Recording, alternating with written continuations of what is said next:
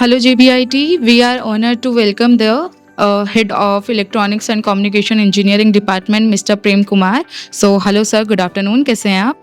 अच्छा हूँ. Okay sir. So, sir, we have just few questions for you. Can we start? Yeah. Okay. So, first question is, how does EC contribute to the digital revolution? In the digital era, we have lots of data available around the globe, and for that we need a specific type of hardware. If you are talking about the artificial intelligence, we need some kind of processing unit. Earlier, before 20 years before, we were talking about the CPU. Thereafter, we were talking about the GPU. Now, one term is coined by the Google. That one is TPU. So that one is utilized for the artificial intelligence and machine learning. For the in this era, so we need a specific type of hardware and specific technologies. We have like application specific integrated circuit. On that technology, we are designing a compact size of hardware that can be utilized. And nowadays you are using the mobile phone. For your mobile phone, you are looking for the high speed, and you want to store the very high amount of data. For all these things, we are working with the nanoscale devices.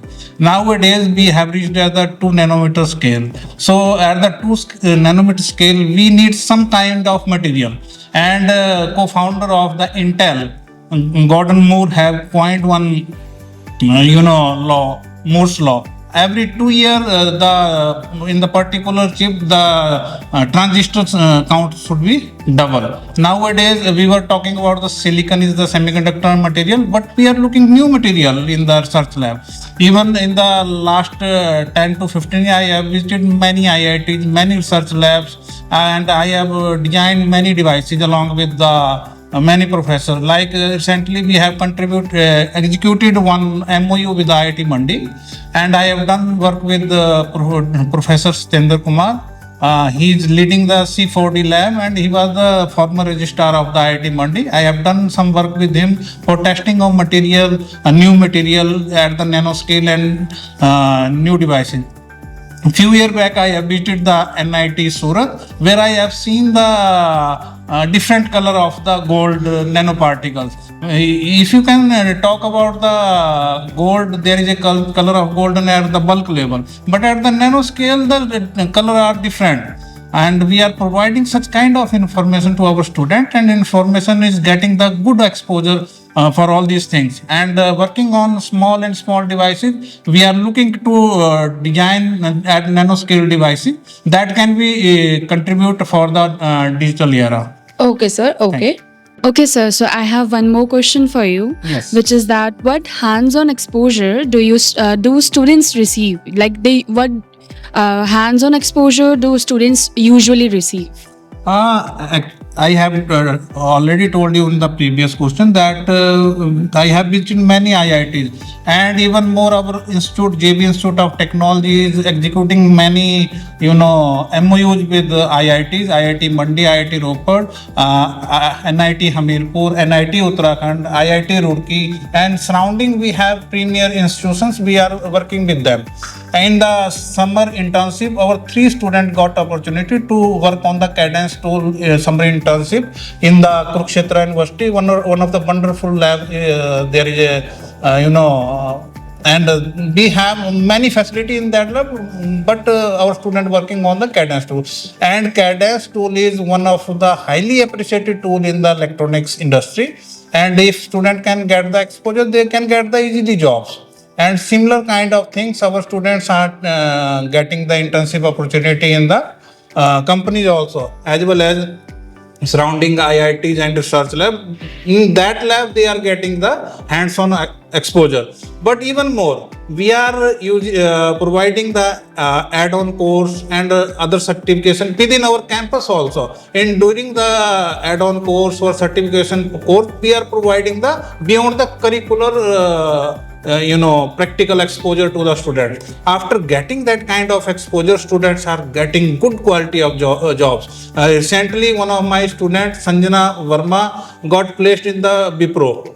company in the very decent position. So learning all these things from last 3-4 years, student get wonderful hands-on experience, theoretical knowledge also, that is also important. But we are providing the practical exposure. On that exposure, students are getting the wonderful job opportunities. Okay, sir. Thank you so much for sharing your thoughts for the exposure one. So now I would like to ask, what role does ECE play in tomorrow's digital life? Actually, I already told you we are in the age of artificial intelligence. Yeah. And I will tell you one more thing. Government of India has started new semiconductor mission. And why this semiconductor mission is started? In the COVID-19 period, we faced a huge problem for our production line. A production line means when we want to design one truck, one car, one bus, anything, we need several kind of components. That may be mechanical, that may be electronics also, processor, sensor, and so many things. And during the COVID-19, we face huge problems. Our production lines harm very huge way. So our government think that we have to start a new semiconductor mission. Through this podcast, I congratulate Tata Semiconductor for taking the step forward. Now we have more than 10 foundries, and that one is working in the semiconductor mission. And I will tell you one more good story of with us. We have visited the SCL Mohali in before the COVID-19. Dr. Sandeep Kumar Hooda now is the director of Indian Semiconductor Mission. He has given us opportunity to visit the SCL Mohali. That time we have seen the first Vikram processor that is fabricated by our scientists in the SCL Mohali. And we received the wonderful information of our student, and we received the wonderful information that our Indian scientists are doing very well job. Okay, sir. Okay. Okay, sir. So I have one more question for you, which is that, why choose ECE at JBIT? Like, why should a student choose ECE at JBIT? I will tell you one good, message that our 75% students are already placed. And we have target of February 2026, 100% placement of the student. Okay. And beyond this, that we are working on many programs of beyond curriculum. Now we are looking the artificial intelligence and machine learning based hardware, IP protocol based hardware, and so many technologies we are working with on that. In the next semester, we are going to organize one add-on course on artificial intelligence in semiconductor chip design.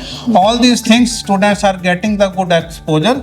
End of this session, I want to share one message to parents and students. Earlier, we were thinking that electronics is one person is sitting in the roadside shop and repairing the radio and television. Everyone were thinking that this one is electronics. Yeah. Earlier, that were the electronics. We were working on the discrete kind of devices. Mm-hmm. Nowadays, we are working with the integrated circuit at the nanoscale. Scenario is different, and everything is needed the fab lab where automation is very important. Now we are in the era of industrial 4.0, and what role artificial intelligence can play in the EC? We are looking for the automation, and every chip can be designed in a very clean room. And for the clean room, we need a fully equipped room with all the chemical required to make a fabrication. If any person can go inside the lab, if your one hair can fall on the chip, that can be destroyed thousands of transistors. So human intervention will be very less required within a fab lab. That's why we are looking for the automation also. And artificial intelligence and electronics is playing very important role for the upcoming days. Yeah, that means more towards the AI. Yes. Okay, sir. Thank you so much for sharing your thoughts, sir. Have a nice day ahead. Thank you so much.